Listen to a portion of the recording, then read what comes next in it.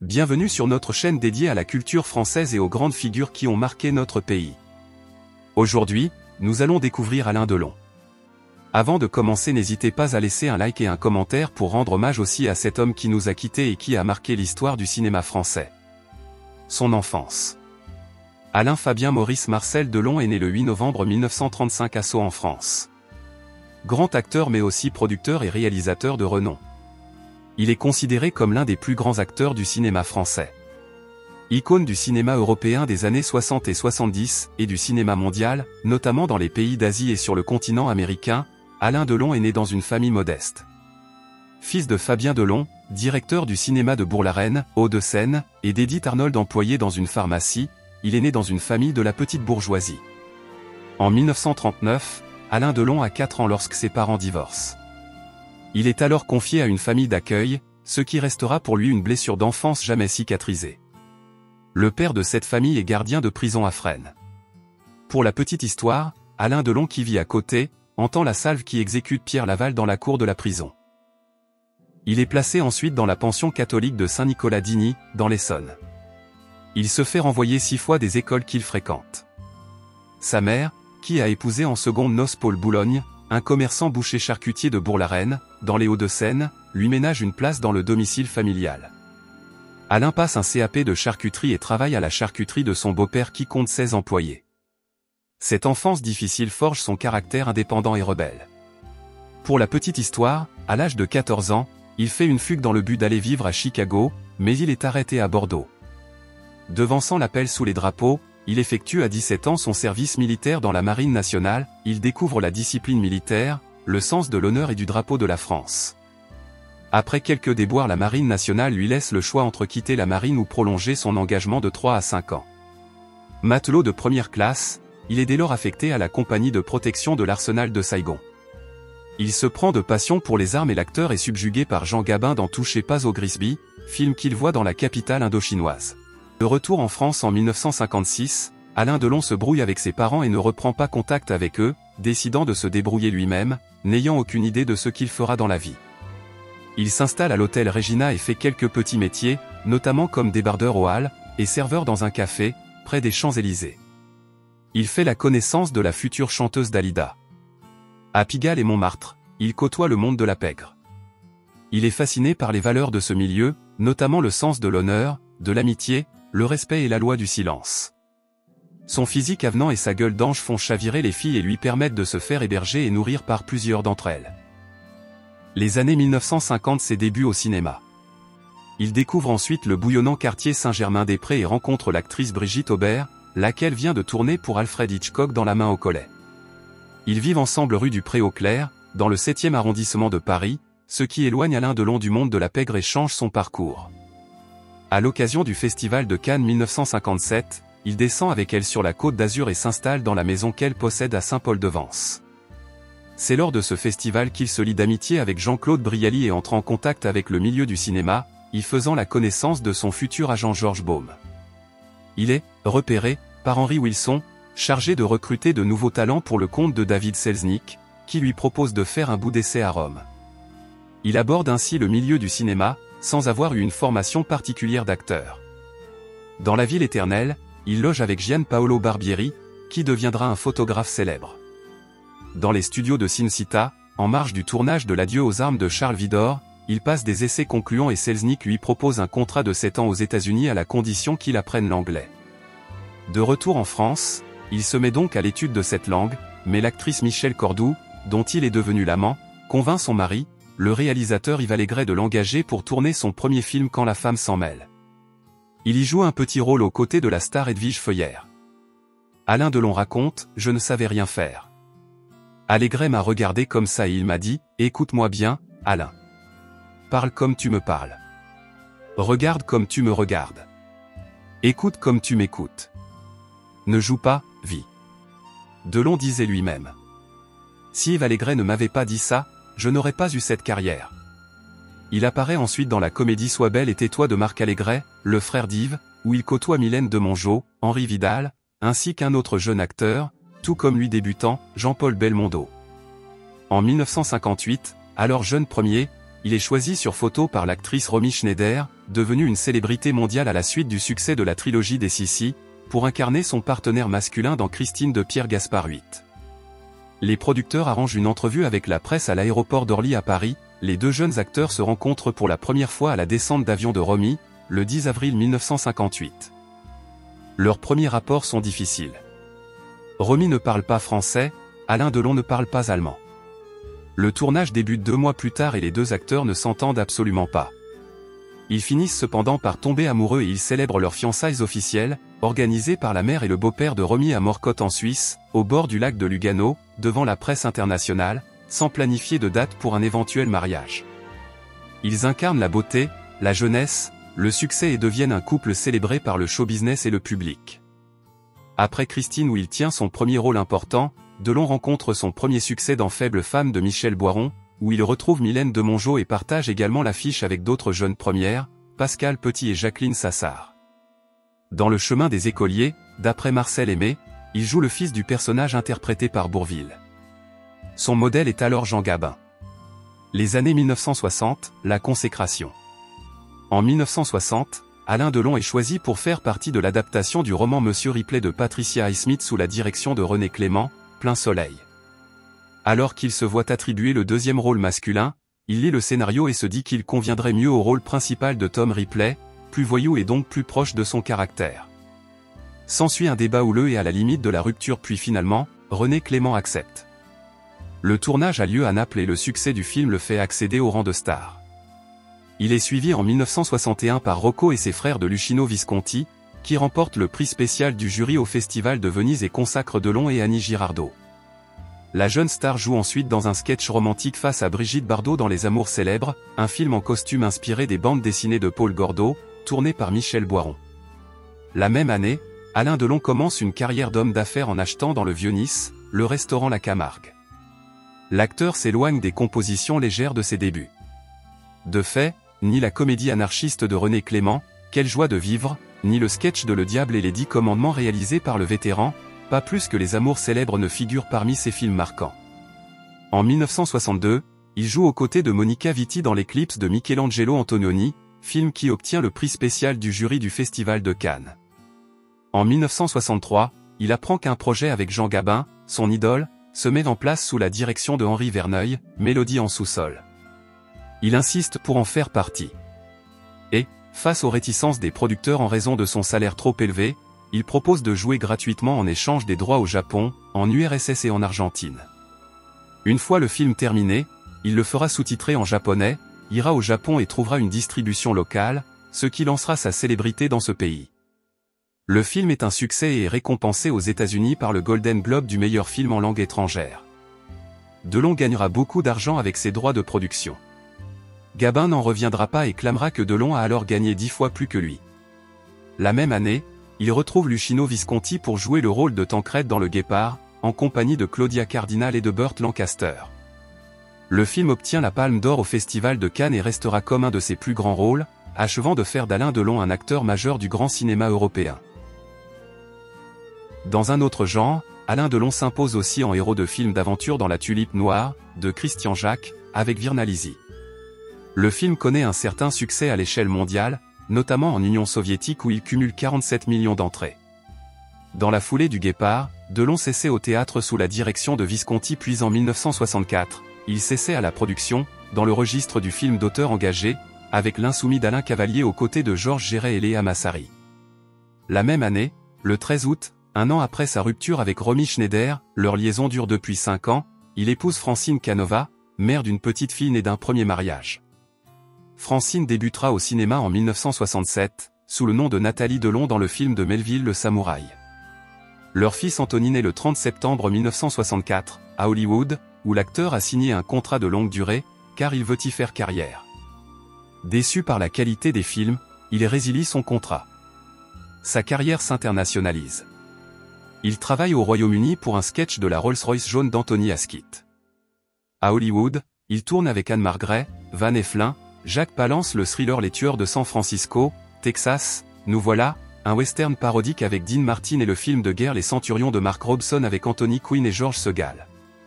René Clément lui donne en 1966 le rôle de Jacques Chabandelma dans Paris brûle-t-il. Devenu une valeur sûre du cinéma français, l'acteur côtoie ses pairs, Lino Ventura dans Les Aventuriers de Robert Enrico, Santa Berger dans le thriller Diaboliquement Vôtre de Julien Duvivier, Brigitte Bardot, pour la seconde fois, dans un sketch des Histoires extraordinaires, d'après Edgar Allan Poe, réalisé par Louis Malle. En juillet et août 1967, Alain et Nathalie tournent ensemble dans Le Samouraï, le classique de Jean-Pierre Melville. Delon affronte en 1968 Charles Bronson dans le film policier Adieu l'ami, écrit par Sébastien Japrisot et réalisé par Jean Herman, connu également comme écrivain sous le pseudonyme de Jean Vautrin. Toujours en 1968, Delon monte sa propre société de production, Adèle Productions. Son premier film produit est Jeff, également réalisé par Herman. Pour ce film, il propose à Mireille d'Arc de jouer avec lui. Alain Delon clôt la décennie avec deux classiques du film noir, La piscine, qui est l'occasion de retrouvailles spectaculaires avec Romy Schneider devant la caméra de Jacques Deray et le clan des Siciliens, retrouvailles avec Verneuil, Gabin et Ventura. Pendant ce temps, éclate l'affaire Markovitz-Ch, du nom de son garde du corps, Stéphane Markovitz-Ch, retrouvé mort dans une décharge à Elancourt, dans les Yvelines. François Marc-Antony, un ami de Delon, est accusé de l'assassinat. Alain Delon est interrogé par la police, en dépit du fait que l'assassinat ait vraisemblablement eu lieu en Île-de-France et qu'il se trouve à cette période à Ramatuelle, dans le Var, lieu de tournage du film La piscine. Sa compagne Nathalie Delon est également interrogée par les enquêteurs. Cette année plus tard, le 12 janvier 1976, la chambre d'accusation rend un arrêt de non-lieu en raison d'absence de preuves suffisantes. Les années 1970, la continuité du succès. En 1970, Delon tourne Borsalino dans lequel il est acteur et producteur. C'est en lisant Bandit à Marseille, un livre d'Eugène Sacomano que l'idée du film lui vient. L'histoire est celle de deux malfrats dans le Marseille des années folles. Borsalino marque la première collaboration avec Jean-Paul Belmondo, son unique rival.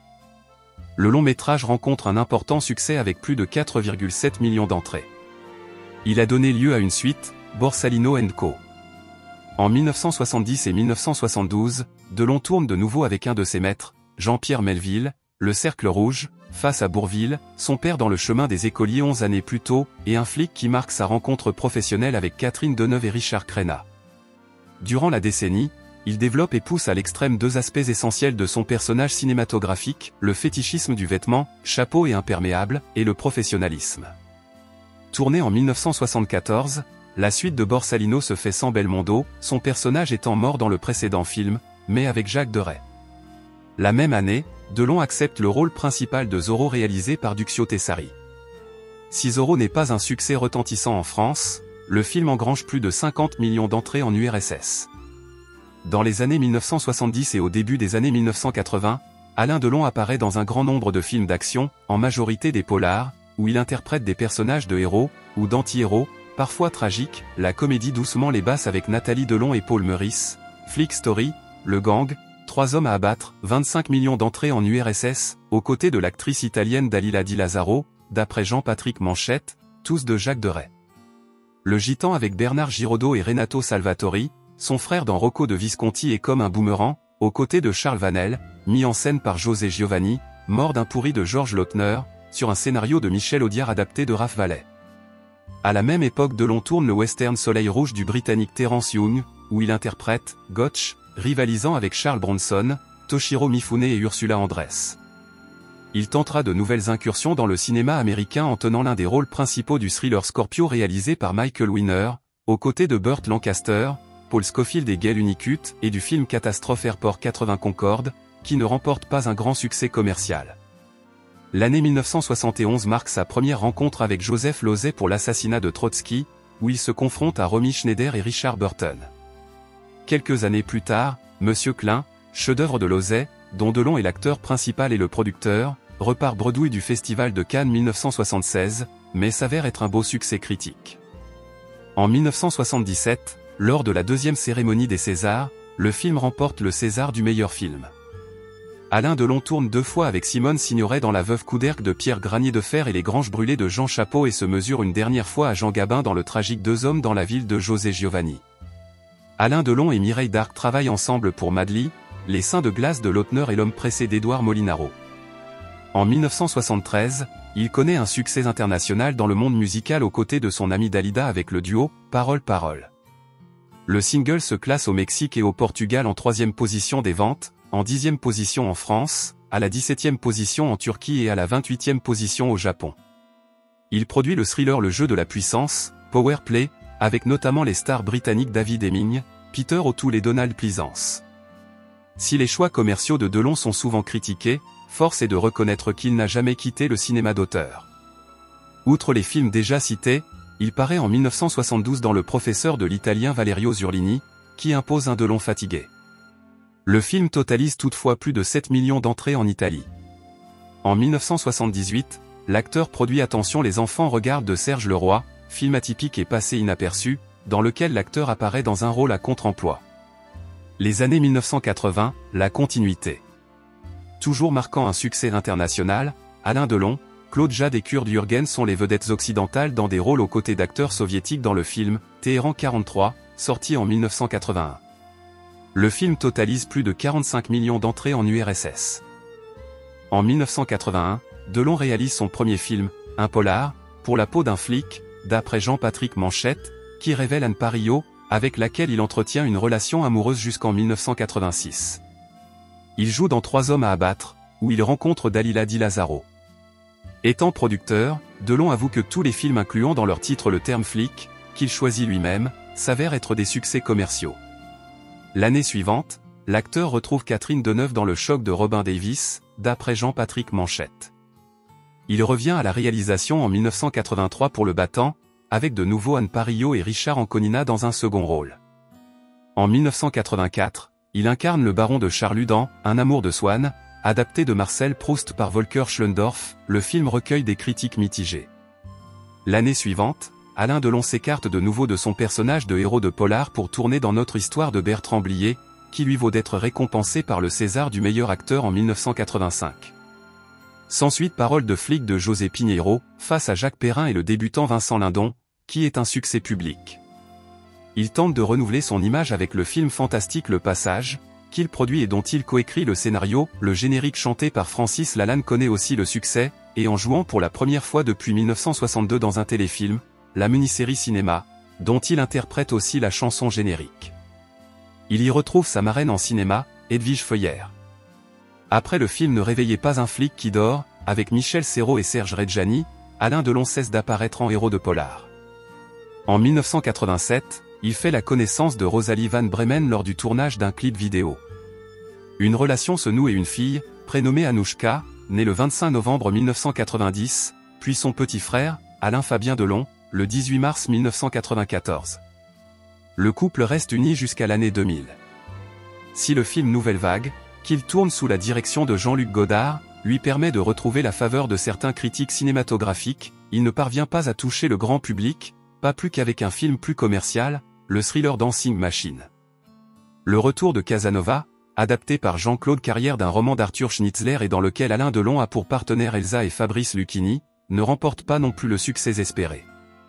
Alain Delon tourne ensuite coup sur coup sous la direction de Jacques Deray, 2 films noirs, Un crime et l'ours en peluche, d'après Georges Simenon, dont aucun ne touche un large public.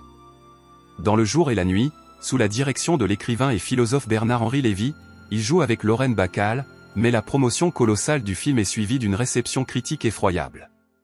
Ce fiasco commercial est l'un des plus lourds échecs de la carrière d'Alain Delon. L'année suivante, il apparaît dans Une chance sur 2, réalisé par Patrice Lecomte. Ce polar de divertissement met en scène, sur un mode nostalgique, les retrouvailles artistiques de Belmondo et Delon, 30 ans après Borsalino, avec pour présence féminine Vanessa Paradis. Même s'il dépasse le million d'entrées, le film ne remporte pas le succès escompté. En 1999, Delon déclare mettre fin à sa carrière au cinéma. Il retourne sur les planches du théâtre à partir de 1996. Année 2000, retour au cinéma et au théâtre. Bien qu'il ait annoncé mettre un terme à sa carrière cinématographique en l'absence de réalisateurs comme Clément, Visconti ou Lauzet, Alain Delon accepte en 1999 de participer au film de Bertrand Blier Les Acteurs, dans lequel le réalisateur rend hommage à Jean Gabin et Lino Ventura, Bourvil et Louis de Funès, Yves Montand et Simone Signoret. En 2001, il incarne le commissaire de police Fabio Montal de Marseille, dans une série policière éponyme d'après l'œuvre de Jean-Claude Izzo pour TF1, qui s'avère être un des scores historiques pour la télévision française en termes d'audience avec 12,4 millions de téléspectateurs. Il joue ensuite en 2003 et 2004 le rôle de Franck Riva dans la série du même nom pour France 2, où il retrouve Jacques Perrin et Mireille d'Arc. Toujours pour la télévision, il tourne dans Le Lion d'après le roman de Joseph Kessel et sous la direction de José Pinheiro.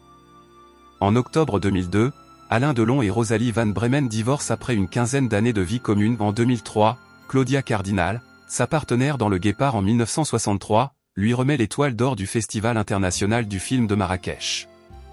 En 2008, il tient le rôle de Jules César dans Astérix aux Jeux Olympiques, et il joue magnifiquement l'autodérision de son personnage avec lui-même. Delon continue sa carrière sur les planches, interprétant notamment en 2007 Sur la route de Madison et en 2008 Love Letters. Les années 2010 et 2020, l'adieu. En 2010, Alain Delon apparaît dans le téléfilm Un mari de trop, aux côtés de la chanteuse Laurie. Il reprend le théâtre en 2011 avec la pièce Une journée ordinaire, sur les relations père-fille qu'il interprète aux côtés de sa fille, Anouchka et aux côtés d'Elisa Servier. L'année 2012, en plus d'être président du jury de l'élection Miss France comme en 2001 et 2011, il est nommé président à vie du jury. Dans les faits, il n'assure la présidence du jury que jusqu'à l'élection de Miss France 2013, choisissant d'abandonner son poste à la suite d'un désaccord avec la société Miss France au sujet de propos soutenant le Front National dans la presse. Il est également ambassadeur d'une célèbre marque de lunettes. Le 19 mai 2019, lors du Festival de Cannes, il reçoit une palme d'honneur pour l'ensemble de sa carrière. Il prononce alors une allocution lors de laquelle il apparaît en larmes. L'acteur déclare son soutien à l'Ukraine lors de l'invasion du pays par la Russie. La fin de sa vie est marquée par la maladie mais aussi des dissensions au sein de sa famille. Finalement Alain Delon meurt dans sa maison de Douchy le 18 août 2024, à 3 h du matin, à l'âge de 88 ans. Alain Delon aura incarné l'archétype de la star du cinéma français, charismatique, mystérieux, et d'une présence magnétique à l'écran. Sa carrière, jalonnée de rôles inoubliables et de collaborations avec les plus grands réalisateurs, a profondément marqué l'histoire du cinéma. Delon a su capturer l'essence de l'anti-héros, devenant une icône culturelle dont l'influence dépasse largement les frontières du 7e art. Au-delà de ses performances, la vie d'Alain Delon a toujours suscité l'attention, mêlant passion, controverse et engagement personnel. Il a été tour à tour admiré et critiqué, mais jamais ignoré. Son style, son allure et sa vision artistique continuent d'inspirer des générations d'acteurs et de cinéastes, faisant de lui une légende vivante. Il est aussi collectionneur d'art, notamment de bronze et de peinture. En plus de sa carrière d'acteur, Alain Delon s'est révélé être un homme d'affaires avisé, se lançant dans divers secteurs, notamment dans le domaine des produits de luxe. Dès les années 1970, Delon a su capitaliser sur son image iconique en développant une série de marques et de produits qui portent son nom. En 1978, il a créé la marque Alain Delon Parfum, qui a rencontré un succès immédiat. Cette réussite dans l'industrie des parfums a ouvert la voie à d'autres produits de luxe, comme des montres, des lunettes de soleil, et des accessoires de mode, tous imprégnés de l'aura sophistiquée de Delon. L'impact d'Alain Delon sur le cinéma est indéniable. Il a redéfini le rôle de l'acteur en France et à l'international, laissant derrière lui un héritage cinématographique qui restera gravé dans les mémoires. Même après avoir pris du recul par rapport à sa carrière, son influence se fait toujours sentir, confirmant sa place parmi les plus grands noms du cinéma mondial. En somme, Alain Delon n'est pas seulement un acteur, il est un mythe, un symbole de l'élégance et de la complexité humaine, un personnage dont l'empreinte sur la culture populaire et française est indélébile. Merci d'avoir regardé cette vidéo. N'oubliez pas de laisser un commentaire en hommage à Alain Delon et un like sur notre vidéo pour nous soutenir. Vous trouverez en description des références qui pourront vous être utiles.